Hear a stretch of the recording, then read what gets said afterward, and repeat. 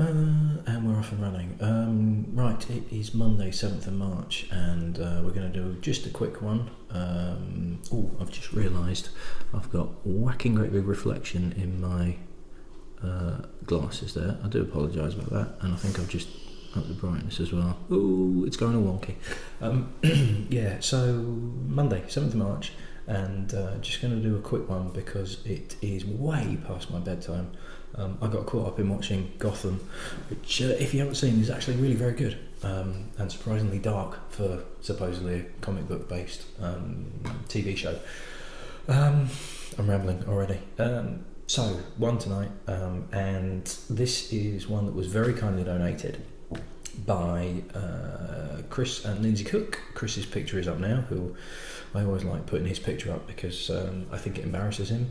And then a couple of weeks later was then donated again because I'd completely forgotten that Chris and Lindsay had donated it to me.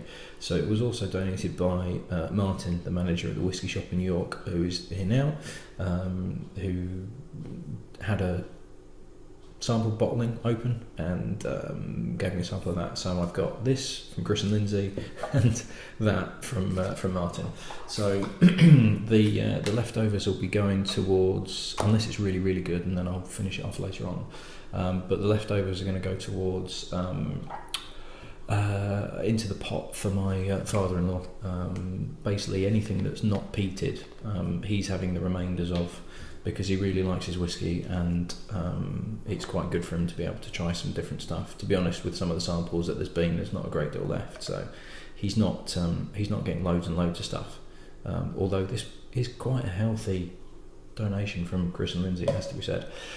So this particular one is, I can't even remember if I've mentioned it or not.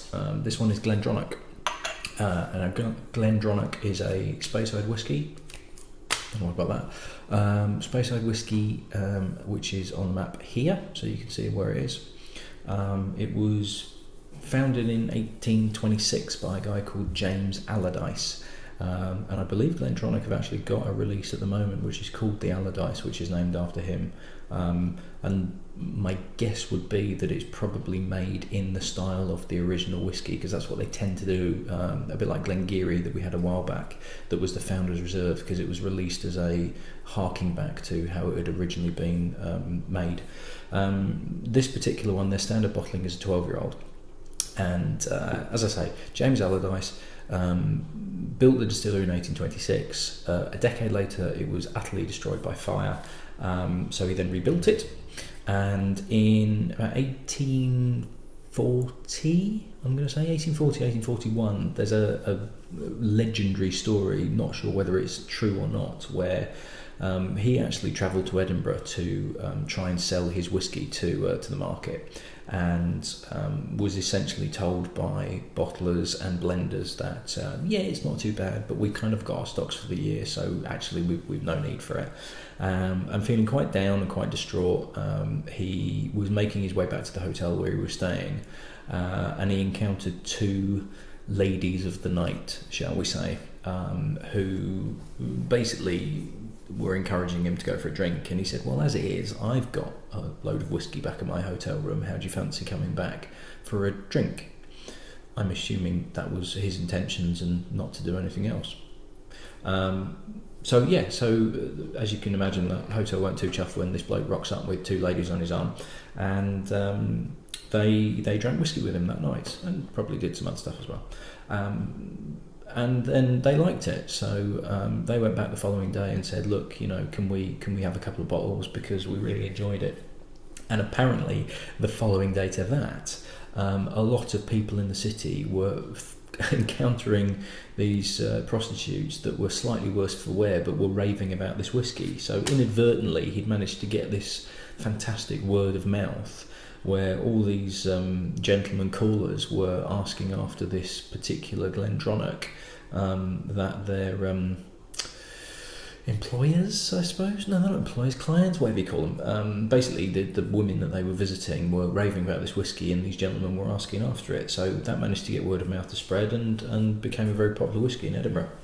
So It was bought in 1920 by Charles Grant, who was the son of William Grant, who set up the Glenfiddich distillery of the Grant family. And in 1960, by that point, it had become quite a key component of the Teacher's Blend, which is another very big blend and very popular in sort of Spain and Portugal, that part of Europe. So the company, Teachers themselves, actually bought the distillery from the Grant family in order to maintain the stocks that they needed. Teachers became part of Allied Domecq, or Allied Brewers, then became Allied Domecq. And in 1996, the distillery was actually mothballed. But it was reopened in 2002 and then bought by Pernod Ricard in 2005. Now, a couple of years after that, we're looking at about 2008, 2009, Pernod Ricard then sold it to a consortium that was led by a guy called Billy Walker, who had recently reopened the Benriach distillery and was doing a really, really good job. And basically, Billy Walker and his company were looking for some other distilleries to kind of relaunch and revitalise. So up to the point of 2002, where it was operational and then mothballed in 96, it was using, it was quite well renowned and well known for being matured in Oloroso sherry cask, which is a really rich, deep, sweet sherry. In the interim period between it reopening in 2002 and then Billy Walker's company taking it over in 2000, I'm going to say 2009, but I'm probably wrong, they were actually using bourbon casks, but when Billy Walker took it over, their intention was to go back to Oloroso sherry casks. So there is going to be this kind of little interim period where you're going to get bourbon casks Glendronach as opposed to Oloroso sherry casks Glendronach. Now, this is released at 43% as well, so it's a slightly higher alcohol percentage, not massively so, but presumably it's a choice because they believe at 40 it's actually going to be slightly dampened. But very well known for being a very rich, very heavily sherried whiskey. Pretty dark colour, not like, you know, a bourbon-y type, rich, deep dark colour, but a really nice colour to it, quite like a burnt umber. Lovely and sweet on the nose, lovely and rich. Yeah, real kind of dates, not quite raisiny, but more of a kind of dates and plums, and then a slight sort of soft spiciness to it, like cinnamon and nutmeg.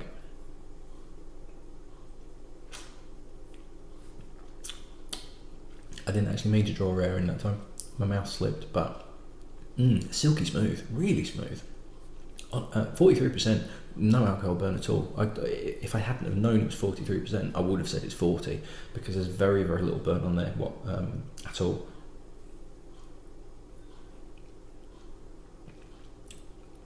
Very rich, very, very smooth. There's a very, very slight oakiness on the back, but not a lot at all. It's full of fruit. It's very, very soft spice, very soft, and it's more of a nutmeg than a cinnamon. It will be a really nice Christmassy malt, maybe not quite fruity enough than some of the other ones that I've had. It's a bit more gentle than, say, sort of some of the rich bourbons that I've had where you get a lot of Christmas fruit. It's a little bit more tempered, but it's very, very smooth, and that subtle soft spiciness would go really, really well with something like a Christmas pudding. In fact, if you poured this on top of the Christmas pudding and set that alight, that would be good stuff.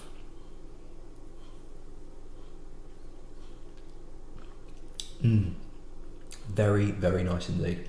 Very smooth, very classical sherried malt whiskey. It's got maltiness as well. It's got a kind of like an Ovaltine vibe to it as well. That kind of rich, rounded maltiness. Very, very good indeed.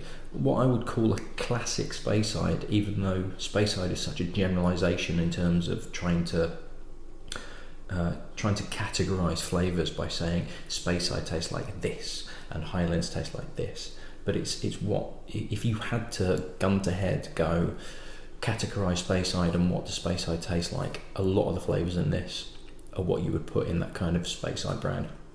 So very, very good indeed. You're looking at about 35 quid a bottle, which isn't too bad at all. You know, it's very, very good indeed, and a classic whiskey drinker's whiskey. Sort of your stereotypical, I drink Scotch single malt. That's the sort of thing that a stereotypical, I drink Scotch single malt would drink. So yeah, very nice. It is nearly midnight. I'm tired. It is time for me to go to bed. Hopefully that will help me sleep, as it has done for most nights when I've been trying it. Probably do 2 tomorrow, just to give myself a bit of a head start. Also, I want to say as well, I've just put an appeal out after the appeal video that I put out yesterday. And I've also put an appeal out on Twitter. It looks as though I've picked up some new subscribers, some people are following.